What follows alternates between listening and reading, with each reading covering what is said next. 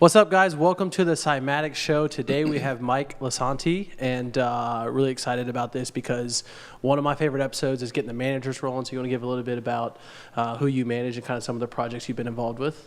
Yeah, so my name is Mike Lisanti. I manage Borges, Company, Crank Dat, and Moody Good. I'm an artist manager and partner over at Prodigy Artists with Will Runzel and Stephen Haddad. And yeah, that's what I've been working on right now. So You're based out of LA? Born and raised in LA. I'm actually moving back. I spent the last couple of years living in Vegas, just for like previous day-to-day jobs. But How's that? It was kind of nice actually, because while I was breaking my own artists, like, you know, when I found Company before he was touring and stuff like that, it's kind of a cheap place to live, kind of. So I was able to, you know, maintain doing, you know, music full time while the commissions were kind of starting to build. Yeah, that's what Henry Fong was talking about today when he moved out here. He was like, fuck, these prices are crazy. Yeah, like the rent prices are just it's insane. ridiculous. Yeah, where are you guys based out of? We're in Atlanta. Yeah, Atlanta? suburbs Yeah, too. Not so even like it's in the city. We're just kind of off of it. For sure. Yeah, so it's super cheap where we In live. the middle of It's nowhere. awesome. Like Drew looks like he lives in a cabin. Yeah, I live on like sick. 4 acres, and it's like it's way, way cheaper than you could imagine That's so sick. land out here. So A lot of people think we're from LA just because obviously like a production company. They're like, wait, they still see like the address like somewhere random or something, and they're like, wait, you guys are in Kennesaw? Like redneck kind of. but Atlanta's sick. I like Atlanta a lot. It's kind of cool. how do you scene out get there. started working with Kyle? Because that's I mean, we've known Kyle for like ever now. Yeah, so I mean, he was, man, I just like saw him. I guess I like heard some beats like a while back. I produced radio like for a long time, like produced like mix shows for various guys, and they put, you know, stuff on like, you know, we distribute to like Sirius XM, like, you know, hour mix shows, whatever, anywhere from like engineering, playlist curating, whatever. And, you know, I'd come across a lot of like young producers, and I've always had I've always had like an ear for like some of the heavy like breakdowny stuff from like metal back in the day. And I just thought Kyle's music was sick, so I hit him up, and he was sort of on the fence between like, you know, a couple other managers I guess were like interested in him, and we just like vibed, and like I brought him over to Warpath when I was partnered with them at the time, and yeah, it was at that time it was just Tynan and Company were the two guys that I was you know, working on breaking. That was like 2 years ago. Yeah, Kyle's such a hard worker, man. He's Oh so yeah, good. he's so good. He's like obsessive. Super technical, man. Oh Like, yeah. if you think about the way he looks at like everything, he's super technical behind. You can Oh tell. yeah. Oh yeah. And his ears are like robots. He can like hear anything. Like I'll be like, what does that sound? Or, you know, what are they doing here? And I'll be like, oh well, actually they're doing this. Okay. Yeah, it's fucking cool, man. Yeah, it's pretty cool. It's funny, especially like the heavy sound design guys are like that. Because some of the chiller artists, they're not necessarily like that when it comes to like their DAW and all that stuff. They're Yeah. not, like super like technical, you know, That's true. just like carrying it with like instruments or Yeah. you know, music side of things. No, for sure. So what's some of the stuff you actually do for your artists, like on a day-to-day? So I mean, day to day, I'll just break down like some of the, you know, things that we kind of like look after overall, like anywhere from, you know, shopping records, making sure show marketing's in line. Can you explain what shopping records is? Shopping records, excuse me. So 'Cause I know shopping a lot of records. people are listening. And Yeah. Okay. Yeah. So shopping records is basically, you know, getting a catalog of a product or music together and taking it to different record labels to see to find a fit. You know, for a release to get it scheduled, and then from there we, you know, we try to market it properly. At the end of the day, what I like to think of artist management is like manufacturing a product. So like the artist is, you know, say like a pair, like, you know, like in fashion, for instance, like a pair of jeans is the product, you know. There's a manufacturer out there for some manufacturers, the guys who own the factories, that's actually the name of the brand, you know, like it kind of varies, like, so, you know, management is very hands-on, and it looks after every aspect, whereas like, you know, the booking agent, you know, they look after mainly, you know, booking shows, and, you know, business management looks after accounting, legal obviously looks after contracts. So, I mean, our job, obviously we have to, you know, assemble all those teams, but also at the same time we have to, keep the product sellable, make it sellable if it hasn't been able to be sold, and then we'll bring on like an agent per se, and they go sell it on the show front anyway.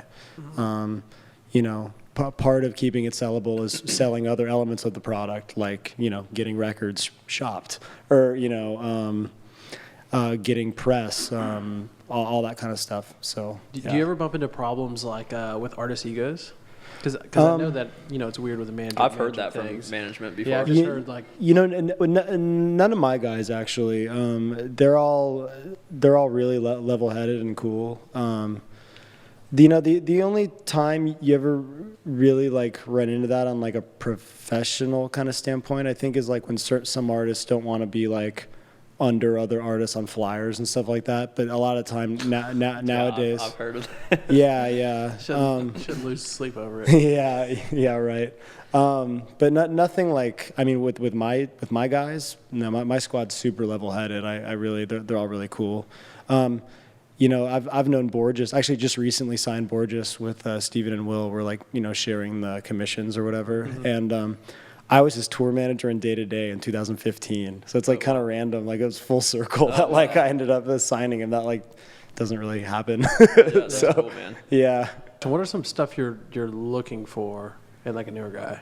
I'm looking for someone with a vision beyond the music. I mean, obviously, like there's a lot of really talented guys out there, and there's also, the gate of entry for quality content is getting easier and easier sound-wise, with the accessibility. But it's becoming more just like how the guys sequence all the great sounds. It's the sounds themselves are so like developed now, like that you can buy or whatever. Like it really comes down to how the guys are sequencing them and really kind of swagging things out, being able to cross over. So it really comes down to the vision beyond the music product. It's that the visual element. Treating themselves like an actual brand beyond just like the music. The social strategy. Yeah, the social strategy, the visual entity. Mood boards are really cool for like a new artist.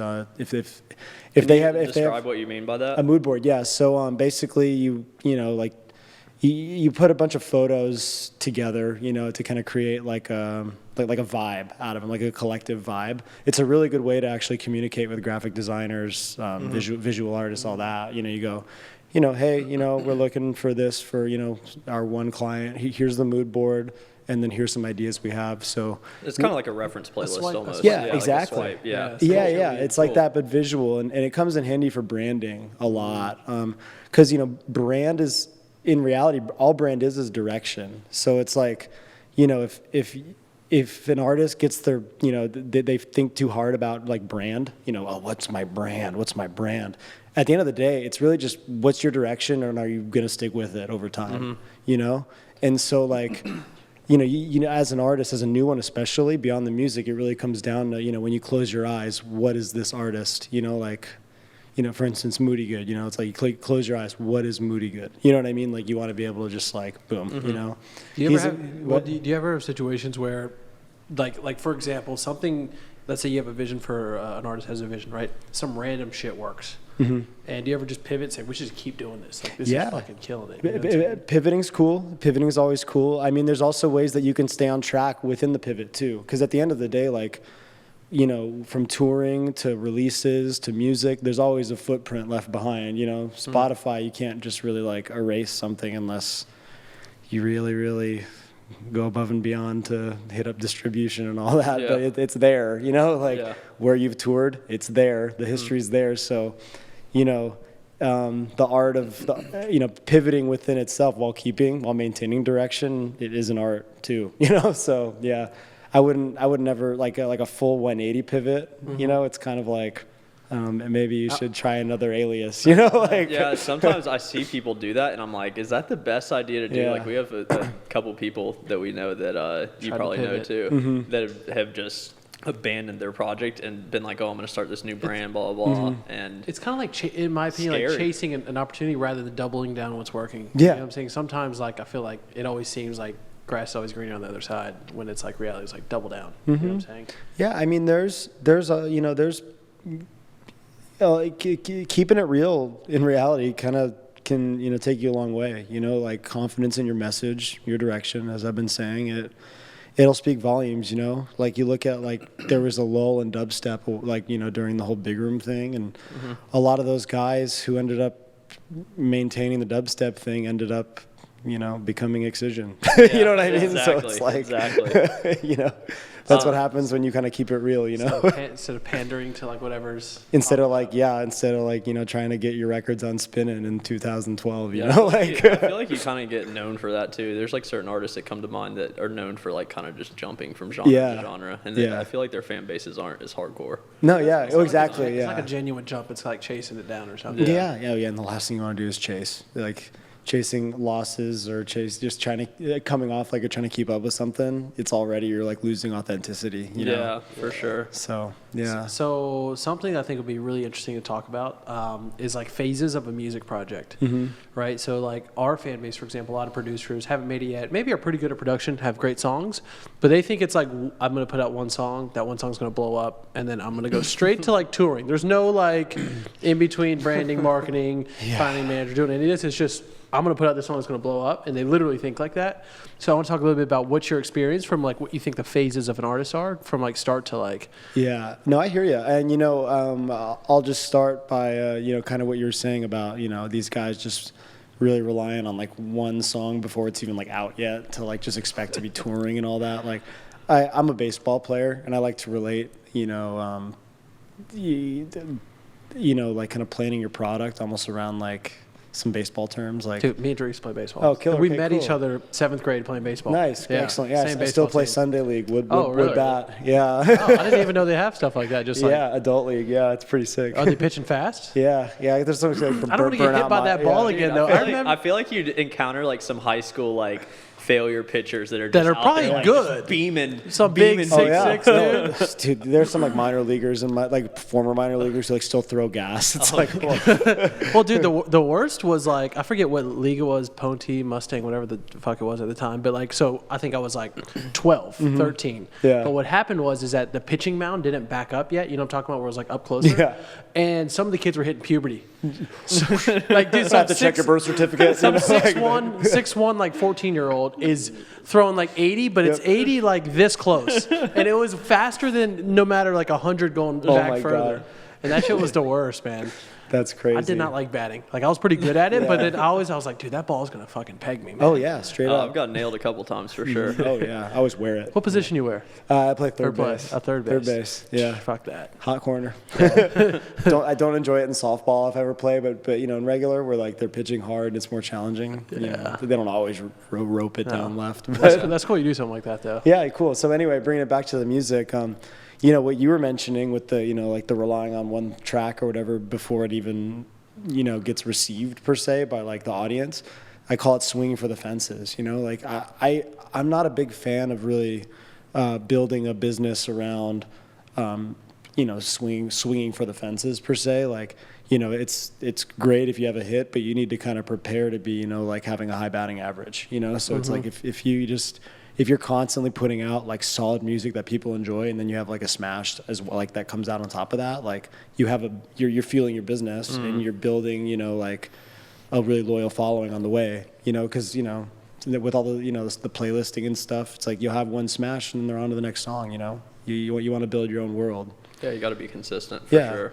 Exactly. But like, what's the next step? What's the first step? If you're sitting in your bedroom, what's the first thing you should do? Is it getting a manager? As an Yeah, artist. is it the manager If you're route, sitting or in is your it like bedroom, releasing? You're a good producer, like somebody like, let's say Kyle sitting in his bedroom, doesn't know anybody, no connections, nothing but great Well, you music. can even say whatever. what you guys did. Yeah. What you guys do, you know? Well, see, I would say it comes down to stacking music. So like when I found Kyle, I was actually about a week before I headed out to probably about a week or two before I headed out to ADE a few God, what year was it? Maybe like 2016. I don't know. It was one of the 16. I feel like it's around then because that's when we hired him. Okay. So it I was think it was probably roughly around the then, same and that I time. Right heard after you I graduated. probably heard all the demos that you heard. Okay, at some yeah. time, That's what got so. him hired. As a Okay. sound Oh, designer. nice. Yeah, exactly. Okay. So I had a meeting with TJ, the head of he's the label manager for Never Say Die, and I told him that, you know, I might be picking up this guy named Company, and he was like, oh yeah, I've heard of him. Like, you know, shoot over some demos, and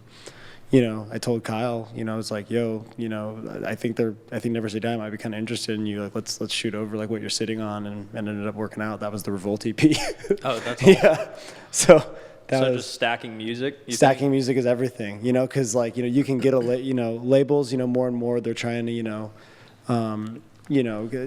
they like having established artists, but at the same time they all like being responsible for breaking an artist too. They all love being the first to have a release with someone per se, or, so I always ride the fact that these guys have the passion for finding new talent. It's their job to listen to new music, so it's like all an artist can do is just stack records in the beginning. Finding a manager prematurely, like at the end of the day, like you kind of want a manager to find you. You don't like blowing up a bunch of managers cold calling. Like maybe you can get lucky, but it's the gas that these guys like any manager brings, it comes from a passion from them like wanting the artist to begin with. Yeah. So, Well, but in a case like Kyle's case, or somebody who's stacking records, would you have to go into pitch mode, or do you not do that? Because then how are you going to find them? You see what I'm saying? Yeah. So, I mean, it's not even pitch mode. A lot of it's just like even ideas. Like, I mean, if you're like, there's artists out there like that can just like have finished music, like just right off the bat, ready to pitch, like stack tunes. But, sometimes, even just an idea is all you need. It just comes down to like having music that's playable, getting interactive on social media. I mean, like trying to find a network of other producers that are doing stuff. Everyone likes to help each other out. As you guys know, Kyle he's always had a huge network of like other fellow producers. Some of them have been getting big, others are still on their way, but they all help each other out, from reposting to sharing IDs, which are IDs are unreleased tracks if anyone, but it's like, just to share, sharing stuff, like helping each other out. Yeah. Dude, I remember reposts used to be killer back in the day. Yeah, now they're reposting. not Now quite it's as like, good. Now it's more about, I guess, playlisting on Spotify. How does that work with? Because I know you manage a lot of like bass music people. Do y'all do a lot of playlist stuff? Yeah, well, we do. I mean, there's bass playlists. Nowadays. It gets serviced. One of my management partners, Will, who owns Prodigy with Steven, he's really tight with like Kramer, so he'll dish the records to Kramer. I'll send the stuff to like the Robbie at iTunes and stuff like that, and it's the same type of pitch for like any track, because there's playlists for everything now, and the bass playlists are getting bigger and bigger. Yeah, I wasn't sure. I've always heard that Spotify is very like indie and and stuff like that. I mean, so I wasn't sure how big the bass playlists were. Yeah, you got like your chill hits playlist that's like just huge, but the chill music's like gotten real big. Oh yeah, like, it's just easy to listen to. Even like lo-fi, what I'm saying? It's weird how like something as minimal as lo-fi is hitting mainstream. I know, yeah, but there's a big playlist like Dubstep Dawn's like a Spotify stock one that does really well, and Bass Arcade's killing it. There's some good ones out there, and then there's a lot of repost trades going on, or playlist trades going on now too.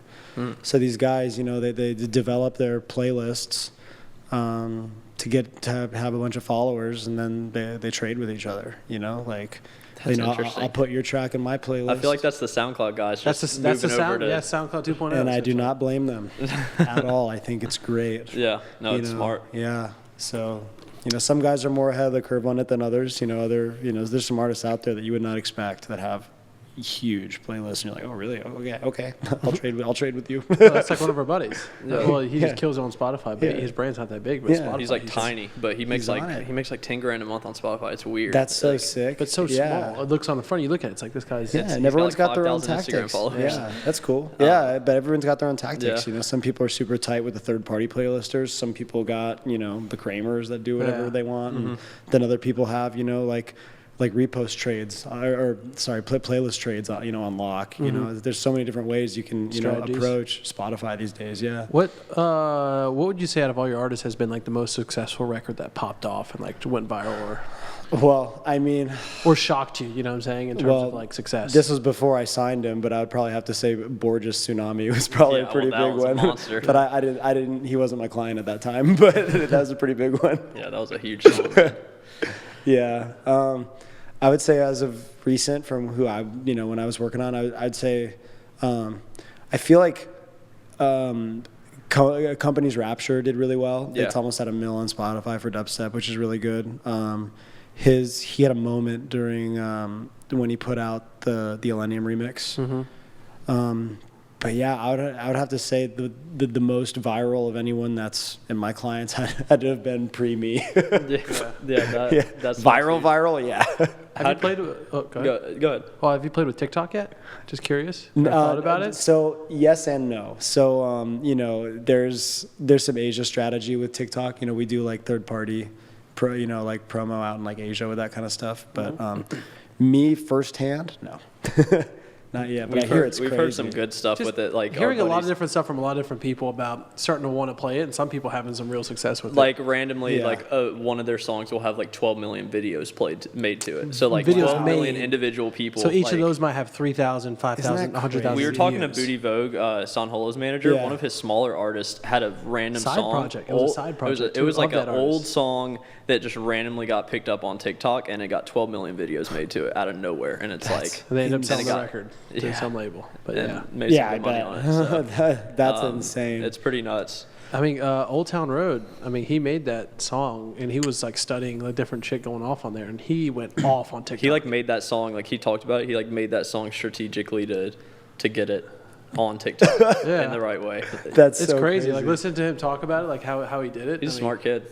He just memed, Wow. memed his way up, essentially. Yeah, no, that's interesting for sure. Yeah. It's definitely a different approach, like trying to. No, I like it. I'm gonna look more into it after this interview, to be honest. Yeah. It's just crazy. It's weird because like platforms like that, like just older people, just in general, like we didn't grow up with TikTok, obviously, Yeah. right? But then like there's always like this looking down upon like dancing video. You know what I'm Yeah, saying? like There's this is stupid, but people think that about Instagram. old people too. thought that Old about people thought Instagram. They're that. like instant like pictures you're posting. You know what I'm saying? Like, Yeah. It's always like that looking down on the newer generation. Yep. Yeah. I don't know. There's always that stuff. How do you hear think ya. that like artists, bedroom producers should go about like self-releasing? Because that's like Man, that's tough. Honestly, I would create an internal strategy. Just put stuff out monthly. But you gotta try to like get to know people. Like just fellow producers. Like Yeah. build your own little baby networks. Let them grow. Free downloads are still a thing. Like I would recommend like if you really wanted to like not just just hold on to it. Like yeah. put stuff out for free monthly and anywhere from if in the bass world like the flips still do well if you're like in another kind of genre. I've seen some like indie stuff that was just put out for free and it like just took off Yeah. so yeah. It's almost random. Not random, but it's it tough. can be like a random. Like how the fuck did that end up? Sometimes that's the case, honestly, especially like in the beginning when people are just putting stuff out for free. Yeah. So when you're managing artists, are you managing multiple? Like you were talking earlier, like you're down to accept more artists, right? Mm-hmm. Is that tough? The more artists like you keep taking on? It's all about like the team that you have behind you. Like my day to day Shirag, who's off camera at the moment, but he's over there What chilling. up?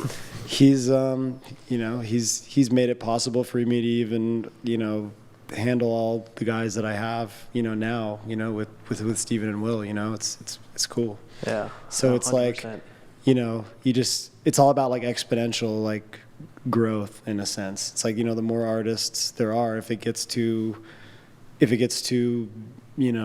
heavy or whatever, you work, you make your team fit for it, like it's, I call it exponential growth. Like, you build your team. Do you ever feel like the relationships can be vulnerable to like an artist manager relationship if one side gets too much leverage in a sense. Let's say if the management doesn't have stakes in a project gets huge. Is that a vulnerability, do you feel, like from a management perspective? You mean like in terms of an artist say like maybe artist blows up feeling like they don't need management or something kind of thing? Yeah. I mean, I feel like in the back of most artists' heads, they always feel like they can kind of like manage themselves. Because there is, manufacturing the product is so ground zero, and like at the end of the day, like, the artist is the face of the brand, but there's a lot of elements that go into the project that the artists, they really don't want to deal with, Yeah. And, sometimes they don't always see like how much goes into the back end, Mm-hmm. So, because at the end of the day, like, they should just be focusing on music, and then maybe their influencer brand if they're that type of artist, but that's pretty much it. How should you actually go about like pitching records to labels? Like if you don't have a manager or something, or if you're trying to get songs to labels. Actually, I built a lot of label relationships back when I was an artist, just hitting labels up myself. Does it work pretty good still? They respond. Yeah.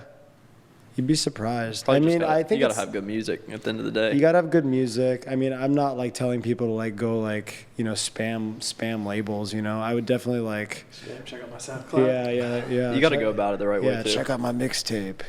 But like, yeah. I mean, there's so many different ways to go about it. Like, but at the end of the day, like these label reps, it's their job to like find new cool music. So. You forget that sometimes. It feels like you're bothering them almost, but that is their job. Yeah, I mean, and if you get, and you got to try your best to make sure you're not actually bothering them, But like, there's a way to present product without, always having like someone on the inside like that knows them. There's ways around it. I think it's half of it is a message you send. Like sometimes I think a lot of people come off as very like needy, yeah, like super needy. Oh yeah, it's very unattractive from like a label or management, anybody's perspective, right? If somebody's like almost begging, you know what I'm saying? Yeah. Same as like a needy guy in like in a relationship or something. It doesn't. Oh yeah. It pushes people away. Yeah, it doesn't help. Like being the person who's like, I don't think. Like, for example, let's say, going to a label, you're like begging them and sob story and all that. That's not as attractive as somebody saying like, I don't know if your label's a good fit. Like, why would your label work? And then the person almost feels compelled to like, you know what I'm saying? Just short and sweet, It's like if you really feel like, you're sitting on, 10 originals and like, you got like a cool concept for your brand and, just, I don't know. It doesn't hurt to like hit a few people up here and there, be like, yo, this is my vision. I'm sitting on like 10 originals right here. Like, let's find a fit. Is there any other spaces? Because obviously, you have a lot of electronic guys. Is there any other music spaces you're looking at right now that you think is like kind of killing it? I think the live electronic stuff is killing it. I would love to pick up like a live electronic. Like what kind of artists, for example? I think like Slow Magic is super cool. Oh, that's like that. dude. Yeah, Dude, we've known him forever. I gotta text him back. He's supposed to come here. Oh really? Yeah, So he's a really cool dude, man. He's I'm glad you said that. It's crazy because he's been around for so long, but I feel like his brand could be huge, man. He's got the right music, he's got the right look, everything. But that kind of like, I mean, I think he has management, but like that like type of stuff is dope. It's I love so that. cool, yeah, man. Like that type of stuff. Have you been to a show? No, I haven't. Dude, we've been to a bunch of his shows. Really? They're so much fun, man. Yeah. He brings the drum out into the middle of the crowd and it's just playing like in between everybody. And It's that super stuff, fun. Yeah, and that stuff murders hard ticket. It's like, it's cool. Yeah, it's Yeah. really sick. Yeah. What- Bringing back like the band just vibes, text him you back because know? you're Yeah. lying. I didn't want to forget. Yeah, just it's to cool. shoot these all day. Yeah. That's funny you know him because he's a smaller artist, but it's Yeah. such a cool project. I think man. there's so many sick artists out there. like his live shows are just so much fun. Yeah. And like his concept is really cool. For It's sure. almost like should be a Marshmallow type thing. You know what I'm saying? Yeah. I was even talking to him. I want to help him with some like social media stuff. Dope. I was like, dude, Yeah. I was like, you can have content for days. That's rad. Speaking of social media, like what socials are you guys like really betting on right now with your artists? I would say probably Instagram. Yeah, Instagram's the one that, at least for company, Crank That, Borges.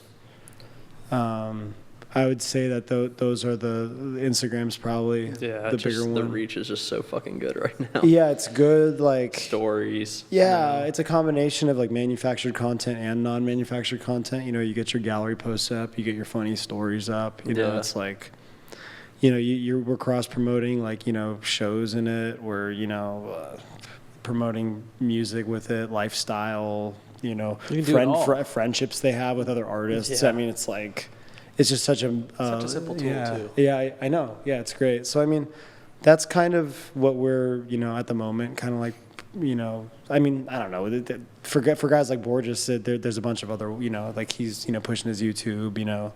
YouTube is one I think producers should quadruple down. Yeah, just because I'm learning. Music content makes sense on YouTube. Well, I know. A lot of the time. Music, but also not even like people think that's just tutorial, but it's not just tutorial. No, you can it's make like, content around your music. It's like like you literally, if you made a video called, I don't know, I think they did this, but I think you could have done a little better. Like I sampled like a Lamborghini or some crazy shit, right? Yeah, just like blew up. But if you do something like that and you have the right type of editing, like Mr. Beast style, the right thumbnails, I mean, dude.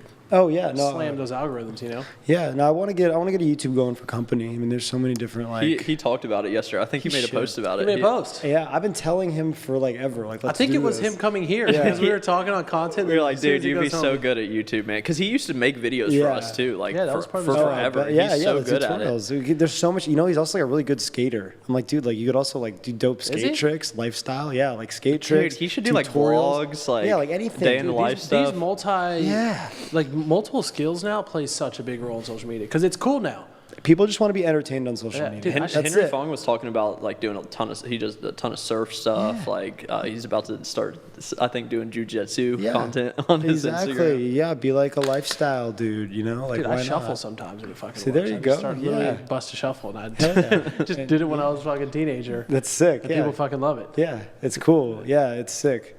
So I mean, yeah, I think you know, YouTube curation is a really good way to go about things. And yeah, I mean, a guy like company who hasn't even like launched one. We've been wanting to do it for a minute, but yeah, he would be perfect for it. Finally ready to rock, I guess. So let's do it.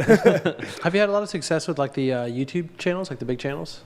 Like re-upload, you know, the like guys like Trap Nation, all like, you know. Yeah. You know, I have a relationship with you know Andre over there, and you know, like Blake from Proximity, and you know I know him a little bit too. Yeah, you know, I've had some. With like prior clients and stuff, I've done a lot of work with like Trap Nation and Lowly.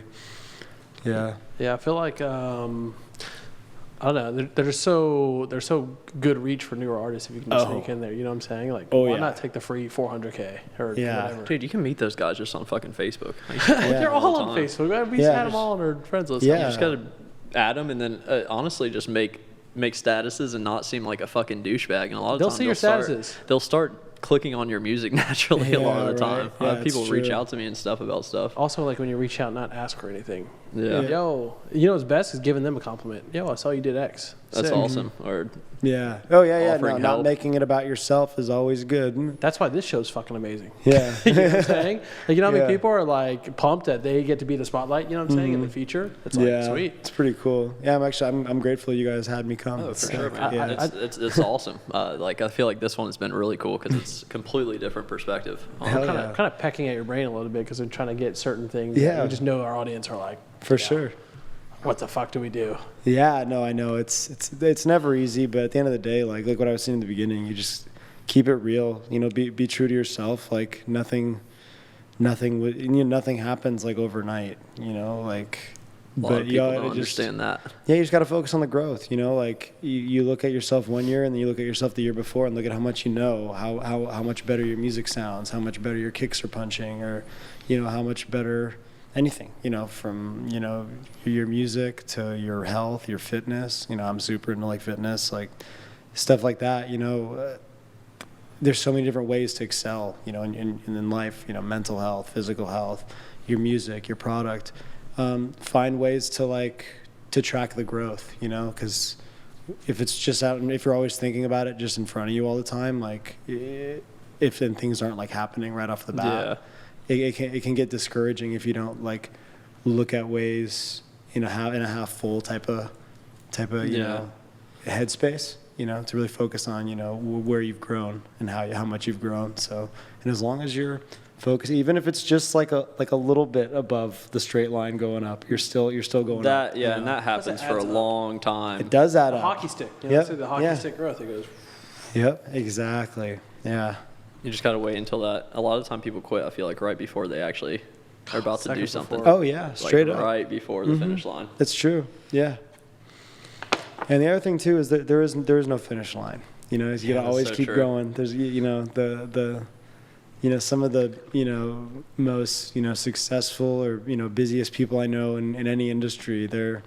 They don't feel that way about themselves. They're still looking for the next They're so hungry. thing. Yeah. I feel like that's what makes them like that, though, in the first place. Yeah, it's true, gotta yeah. be Because like you get that. numbed out to the current level. Uh-huh. Right? Like Yeah. no matter what level you achieve, you get numbed out to it. Straight up. You know what Yeah. I'm saying? Like whether it be money or anything, Money, it's like it could be followers, it could Yeah. be even crazy. Like even like this place. Like this place is crazy, but like the 8th time we come rent an Airbnb to do content. It's and like, we could be at somewhere 10 times nicer than this, and it probably won't be as cool because it's the first time we came out here. Yeah. Right. Yeah. we always talk about like first experience doing something. Yeah. Is always like shocking, and then your brain starts to get used to it. So Yeah. it's like, all right. Yeah. It's the human condition. Yeah. Definitely. What are we at on time right now, Alex? Okay, Slow Magic just called me. It was funny. Oh, really? Just about 35 minutes. Oh, 35 minutes? Cool. What are these, like half-hour interviews? We did. It just depends. It 45 varies. minutes, Cool. an Yeah. hour. Some of them go over if people are super talkative, like Paige and Daniel talked for a while today. Cause, Oh, nice. Cool. Who's that guy? What? That blunt? I'm not going to hit that right now, man. I'm fucking I wanna exhausted, cheat bro. for- We're in Cali. You might as well, man. It's funny. No, it's cool, dude. Kyle, I thought Kyle was coming back over here. I thought it was Yeah, two. he said he was going to come over and Dude, that smash punk, again. man, Maybe he didn't. He maybe didn't was- want to. Maybe he man. didn't want to. He's probably just gonna come Dude, like he- I've been later. telling, He's annoyed because Steven just keeps talking shit, I think, too. I'm a shit Doesn't talker help. too. So after I win, I'm just like, I'm sorry, man. I was rooting for Kyle low key because I knew that he was Yeah. getting annoyed with Steven Yeah, talking shit. I was texting Kyle, and I was like, "Yeah, dude." I was texting him. I was like, "Yo, can we bump back a little bit because we want to get some food and shit?" And then I was like, "Yeah, man, we did like 4 hours of podcast. I'm exhausted." He's like, "Damn, that's crazy." I was like, "Yeah." Plus, I was like working you at my DK, so I'm exhausted. I was just fucking around, funny. dude. And it was so funny. How do you like map out like some of the artists' tours, and like when do you decide that okay, now is the time for a tour? Because I know That varies with every agent we talk to. Some agents, they only want to build them in like more hard ticket type venues. Other agents, they want to build them, in like a kind of a soft type of like more like club type of thing. Some agents dictate more, managers dictate more. It really just varies each time, honestly. Like certain clients, the manager really has the vision. Sometimes the agent really has the vision, and then we're like, yo, this sounds sick. Let's do this. We support that, So it really kind of just that's why, with each member of your team, it's all about finding that right fit. If somebody really clicks with it, we support that, Yeah. No, that's super interesting. Do you ever have? Has your artist ever had any bad situations on a tour? Like something crazy happened, where it's like disaster? We usually with artists, we like to talk about their tour stories, craziest tour but, story. I mean, you just might to- have some tour stories. Yeah. I feel like. What's your craziest tour story? I have tour stories because I've been Borges' tour manager. Oh, I've yeah, been that's right. Cruella's tour manager. Let's hear it. They're pretty tame on the road, but we've had some good times with Borges for sure. I'm trying to remember this one time we were like, let me think of one. Give me a second. The craziest one, the raunchiest one. Oh Lord. We've heard some pretty crazy ones. We heard Bonnie and Clyde said we're talking about Dr. P got like taken out by this huge dude that was like roided up or something Oh my on some gosh. shit like on stage. On The guy stage, came like, on popped stage and out. tackled him. Now there's this one show that we did back when I was tour managing John, like in like 2015 maybe. It was in Tijuana, and the opener was playing like there were like flags for the opener, and there was like like pyro, and like he was playing, he even like played some of John's songs, Borges' songs. And I go up there as his tour manager at the time, and I'm telling the stage manager, I'm like, what is this guy doing? This is like the worst. Like He's the opener. He's the opener, like playing the headliners like songs, and like, I'm gonna fucking. yeah. And he wouldn't stop, and then like the guy's crew like started to get kind of pushy with me, and like they almost like tried to like punch me out, and like Who? This is in Tijuana. His guy. No, the opener's guy. Was this The like opener. a local? It was a local. What ended up being a He's like- cartel guy's son. Shit! Fuck that, bro. Yeah, and so You almost got your head chopped Yeah, off, they're- left in the desert. So after this all like kind of like went down, kind of, John went on to play. We got through the set. It was a great set, and then we were kind of like, yo, we should probably go out the back way just to be safe. Y'all We dipped go out out the there. back? That whole crew is like waiting out front for us, No. like ready. And so we just drove off. We were like, wow, you so they were glad waiting out there? Yeah, so we were like, wow, Dude, we were that's so scary, glad. man. Dude, We- something like that, man. Dude, They're not playing down there, No, man. we were glad that we went through the back. Let's just say. So in reality, nothing actually happened, probably but had a it was kind squad, of scary. too. Yeah. No, yeah. that's scary, man. Yeah. We found out later too that like who like the opener's parent was or whatever, and we were like, whoops. Oh shit! Yeah, I Dude, wouldn't Henry have fucked Fong was with talking that. about going to some crazy places, man. Because like Yeah. he got booked in Mongolia. in the middle of the nowhere, desert, in like wow. a prairie, and he said it was awesome. Like 4,000 people showed But to it was this just festival. random as hell. That's so cool. He said it was like every walk of life because it was the biggest event that Mongolia had like seen. So it's like, I've actually always wanted to go to Mongolia. I've been to Asia maybe like 13 times. Oh, 15 really? Is it- Dude, is I it- gotta is travel the culture more, different? man. Because I want to Yeah. go to different spots. It's sick, dude. I lived in Shanghai in college, man. Oh, really? Yeah, How was Shanghai's that? Sick. It was cool, man. I spent like maybe like half a year there. oh, that's really Maybe a little awesome. more. Was Maybe it a- weird like not being able to talk to people, or did people know English? I studied the language, so like I got a little Mandarin under my belt. Can Yeah. you speak it a Can little you bit say now? something for the podcast? Yeah, I mean, I'll just say like, Just say it. yeah. Let me think of something I could say that like isn't like weird. Ni hao, 我的中文名是李麦克, which is basically just like, hey, my Chinese name is Li Mai Ke. That's cool. If you're man. watching this, you know Mandarin. Have you We lived need you to anywhere else fact like check. that? What? Have you lived anywhere else like that, like abroad or anything like that? No, that was the only abroad I ever did, and it was like a study abroad. But I like lived, I lived there. It was cool. Yeah, it was That's sick. awesome, man. Yeah, it comes in handy because like when I was, say like tour managing, or even like I did when I was managing too, like Tynan, when his first China tour, I went with him, and like the language, being able to speak, helped. And then even I went with company for his first Asia tour too. He went to Asia? Yeah. Is it hard for an American artist to like sell tickets in foreign countries? Like I'm kind of confused because I just Do assume. they have big fan bases over there? Like somebody like company is able to just go over there and Like, that's tour? what I'm Like, confused Yeah, about, because if you- there's if you- pull, there's draw. I mean, in Shenzhen, there's a Never Say Die venue. There's a Never Say Die club there. Yeah. Are you serious? Uh-huh. I've never heard of that. They're See, in- that's, into it. that's how ignorant Yeah, I That's, am about that's the interesting, topic. man. Yeah. Because I'm thinking like, okay, if I go to my analytics, Cymatics is huge. We barely have any fans in China. Yeah. Like nobody. Like that part of the map is like black for. We don't even get traffic. Yeah, it's pretty interesting. I think it's literally like blocked from the internet. Yeah. Oh yeah, that's true. They Yeah, do like have a lot of literally, it's a internet black stuff. spot on Google Analytics. Like it just. Well, yeah, Google. I mean, Google's illegal, and their Facebook. That makes sense. Facebook's illegal. Twitter's illegal. Instagram. Dude, that's Instagram's illegal. That's what I'm saying. So scary, man. now I'm You need confused on like how they're getting, like how some of the artists are getting reach, or Yeah. there's so many people already buying Well, tickets anyways. The thing is there's third party. What I was telling you about the third party social media promotion. Uh-huh. There's other like social media companies. Well, there's other like social media like- platforms out there. so like that, you're we saying don't know how third to party use. like TikTok promoters overseas or Yeah, and you pay them to basically like help run the socials They have out there, networks. and they like you basically collaborate with them on Oh, like that's what interesting. you're actually fueling out here. who and is they that help do like it. that you're doing that with? It varies. There's a handful of different companies. Yeah. I've just never even heard of anything like this. Oh so. yeah, it's cool. Yeah, there's some cool ones out there though, and it's like there's just third party. They call it like Low-key. Chinese social media PR in a sense. I guarantee you that almost nobody listening to this has heard about that because I haven't I'm heard not even about that. thinking And we about do, that. and we do Comes- fucking tons comes of in stuff. handy. They're trying to figure out Spotify versus SoundCloud. Yeah, Yeah. comes in handy. Actually, it's funny, because like Facebook and all that's like super illegal.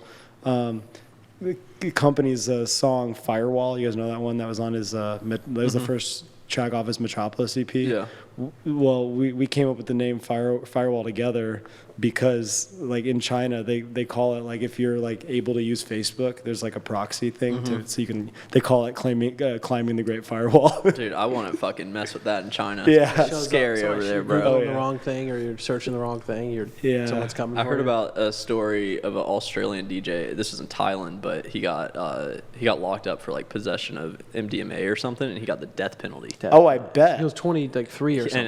And he's Go done. to go play a show. Scary. Goes to Thailand. I think he had a residency at a DJ there. That's the Or scariest thing ever. that's as a DJ there. Yeah, that's like serious. Like death penalty. Like I understand He had what no he was clue doing that what he wasn't was right, getting but into. Yeah. That's scary. I was actually, I mean, this wasn't like I actually didn't do like anything wrong, but I was in Istanbul and when was it in April, and just this past April, and I got robbed. Oh shit. And because I went by myself, I like to travel. Like gunpoint or like someone No. shit? It was like a tourist kind of trap thing. I made some friends because I like to travel alone sometimes, like on vacation. Yeah. And I made a couple friends, some like Greek guys, and they were cool. I mean, I spent like the day with them. If it wasn't for them, I wouldn't have like seen the whole city. So the next day, I went around the whole city and I like knew my way around Istanbul. It was tight. However, I basically got like They tricked. also robbed your ass. Well, I got tricked into picking up a huge tab, like a huge bar tab, like out of control. And How much was it? It was heavy. It was like $1,000. It was Why? like stupid. Why did you have to pick it up? Because I think they worked at the venue, and they basically brought me in, and they were all like, "Oh, I don't know my credit Oh, card." Yeah, and I've heard of different situations with Yeah. girls luring guys into like certain yeah, things. it's crazy. Like that, And so they were like, "Oh yeah, the bar, the manager of the bar, restaurant or whatever." the bouncer's coming out. He like threatened to call, which brings me to why I brought this up. Is they threatened to like call the police if I didn't like pay this thing, and I'm like, okay, I guess I'm going to the ATM. Wow, my God! And just the thought of like Turkish police, I was like, oh, And that's not speaking the language, that's scary, man. scariest Another thing country. ever. So I was like, get me out of here. And you know what? I mean, the way I knew that it was like one of those like a soft robbery is because like as soon as like I paid, like everyone like kind of just like disappeared, and I was just like, well, that was weird. Yeah. Oh, that's interesting. You stay at like hostels and stuff? What? You stay at like hostels when you travel? No, I'm a Hyatt guy. You just was stay in a wondering. hotel. Because dude, people that go solo travel, that's what they do. That sounds Yeah. sketch, man. That's how you end up fucking. There's a horror movie about Yeah, that. but you know, I work super. I like working remotely, so I need like all my laptops and like I carry a nice camera. Like I can't be in like a hostel, you know. Yeah. Yes, definitely. So yeah, I'll lock my stuff up in a hotel and. You just work like do all your normal stuff, just go over there and work. Oh yeah, I That's mean cool, I've been man. like there was one time I was I was on like another like 4-day trip. This was centered around ADE. I go to ADE Amsterdam dance. I want to event every go. year. The next Yeah, we time. want to go. Highly recommend. You guys own Yeah. like a sick company. Yeah, we need to be over there. yeah. We honestly like doing shit like this is brand new to us because we usually Oh, just been yeah. in our bubble in Atlanta. Oh man, if you guys light the ADE beacon, just be like, yo, we're gonna be here. Like you guys are gonna have so many meetings. It's like is it really? Yeah. It's like that easy? Oh man, like I'll go for like 4 days. I'll have like 30, 40 meetings. Holy like it's speed shit, dating. That'd be man. good. That'd be Because good. that's what. Speed dating, No, that's seriously, because interesting, it's man. literally like because there's no actual. You just literally say it. and There's people- there's no day parties going on. Everyone's walking around by foot. Oh, so that's it's like awesome, everyone's just man. meeting up. Yeah, That's really It's cool. really cool. We're Is gonna it have to do artists that. or is it mostly like just behind the scenes Artists, people? but a lot of buyers. A lot of buyers, promoters, label reps. I think everyone that's ever bought any of my artists in like Europe or China, I'll meet with there for like a coffee. There's mixers that go on, like label mixers. It's a great way to meet people. So you think like upcoming artists should try? I mean, it'd be a good and investment to go over I there. think upcoming managers too. They should never rely on a company to pay for it. Just go. I mean, I told myself in 2015 before I started like signing my own artists that I was going to do whatever it took, save whatever money to go to Miami and to Amsterdam conference every year, Yeah. no matter who. Because I mean, I still, to this day, like, I'm an entrepreneur that's partnered with other entrepreneurs. We all just pay our own way to like go places. Yeah. And so like, I've always like even before I had any sort of artists or income at all, I always made sure I put enough money away to to do those two Yeah, conferences. that's a really good Yeah. piece of advice for anybody. Yeah. To, I mean, you can save up for, even if you have a shit Yeah. job, you still can save up for something like For that. sure, totally. Yeah, I feel like the completely. face-to-face stuff is like 10 times. And you gotta 1,000 hustle times it. more You gotta valuable. hustle it because I've been to a lot of events too, like similar stuff to that. You gotta have organization too. You gotta like Yeah. make effort to reach out to people who are there. Oh, in the all that beginning. stuff. Oh, yeah. I mean, I've noticed over the last like 4 years that I've gone, 5. So you've gone every year for a while. Yeah. I'm pushing like half a decade of going like every year. And from the beginning, when I was just hitting up everyone I've ever even had like a radio promo conversation with on email to meeting up, to now there's some days where I'm even dictating the location these days on like where to meet up. Oh, You know, wow. it's like crazy. Like this time, like the talk about, you know, the growth, what we were talking about, like, you know, the growth is something to always keep track of. And I used to really, when things, you know, weren't necessarily going as fast as I wanted to or whatever, like tracking how busy my ADE was a cool way to actually check my growth, you know? That's Like, kind of interesting. yeah, in the beginning, that was, yeah. That's actually one of our goals. So we're starting to do live event stuff, and it was crazy because Cymatics went from being like these stats online, like Yeah. likes, follows, comments, are like these stats, but then all of a sudden it's like fuck, like packed. We like packed out like And maybe like 2 people, times. people like super fans. It's weird Driving to see. 6 hours, we're like, holy shit, you Oh, know what I'm saying? yeah. Because we don't know, because we're reading comments and stuff, but at a certain extent, there's like a wall. Mm-hmm. But the real life stuff, like when we saw that, it was crazy. But one of the things is like eventually hosting like a Cymatics con that's like music industry, you know. Like an Oh, ADE yeah. of our own eventually. I mean, you could do that easily. You know, there's like showroom type places that, you know, in Amsterdam, for instance, that you can rent out.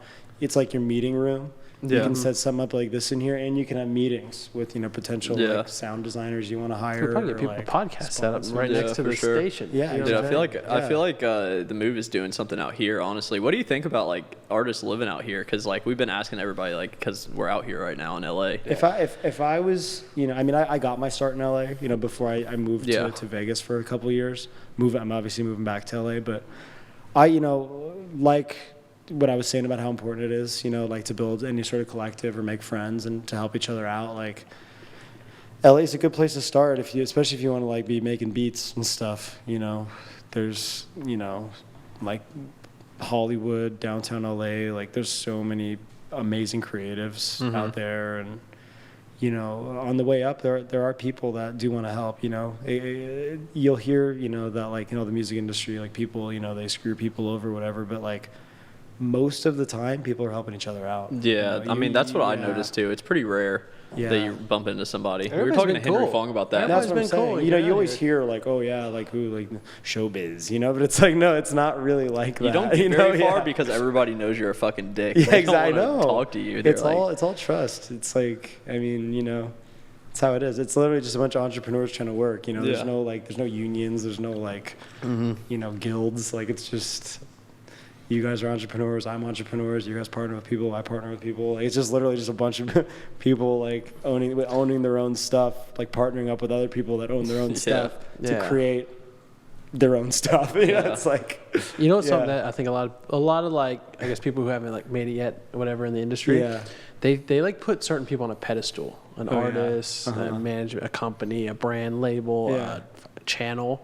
And I'm like, dude, you realize there's just some dude or some girl that's just sitting on the other side of that. It's not an unhuman-like figure you yeah. can't approach. I'm like, that's just a dude. You know what I'm saying? Or that's just a person. Yeah. And I think sometimes breaking it down like that, understanding that helps you approach them. Because some people are scared to even like go approach them. They think they're just going to get denied or like whatever. I'm like, Yeah. dude, it's just a dude. It's just... It's all about how you carry yourself. I mean, you know, I've told many people, you know, how you position yourself is important and how you carry yourself, you know. Communicating with confidence is really important, you know. There's just so many ways to go about like kind of what you were saying, like approaching someone that maybe even if you did put them on a pedestal at one point in your life or before you like understood how the game worked or whatever, like just focus on your composure, you know, like then you get to know them and it's fine, you know. Yeah. Do you want to wrap into the audio yeah, segment? yeah. Cool. Do you have some questions for it? Because we've been asking like these certain questions, Cool. but I just kind of wing it. They usually come out good. yeah, cool. That's all well, yeah. Yeah, whatever you guys want to do. So what we do is we just go into audio so we can get people to go listen on other one of platforms the and best follow us things, on yeah. other Oh, cool. platforms. So But we we'll do just the cut gi- it right yeah. here on YouTube, and then we do a giveaway first. Yeah, And and also you can a you quick, can also yeah, plug like where you they can can come plug, find you. and like what you got going on, what your artist got going on, all What that do you want stuff. the entire Cymatics community to know? Oh, Quick plug. quick plug. I've never done a plug like this. You can before, just so. plug your Instagram. We'll link it under this Yeah, video. yeah. So Okay, cool. Yeah, I'll just say so my Instagram is at Mike Lisanti, MikeLisanti, and one of my artists, Moody Good, he has a track coming out on Dead Beats, June 26th. It's a midweek dude, track, he's and such a it's fucking beast a producer, man. beast of a track. I can't It's wait to sick. hear it. It's called Bite Your Lip. It's dope. Yeah, that one song, that unreleased ID with Skrillex. Yeah. If you could just convince him to release that, that would be amazing. Oh yeah, I know. Do you know right? which one I'm talking about? yeah. It's so beast, man. Yeah. That thing goes off Yep, live. yeah. And the track, so this Bite Your Lip track, it hasn't been, we're formally announcing it on like Monday, but like, it's coming out on the 26th. So it's like, yeah, just get ready for it. Sick. Yeah. And yeah, guys. So we're doing our giveaway we do every episode. It's $500 gift five cards. $100 Cymatics gift cards. All you have to do is you just drop a comment and let us know what your favorite part of the show was. With the timestamp if possible. And for those of you guys listening on audio, these are your YouTube giveaways. So make sure on the YouTube channel, make sure you're subscribed, and the audio portion starts.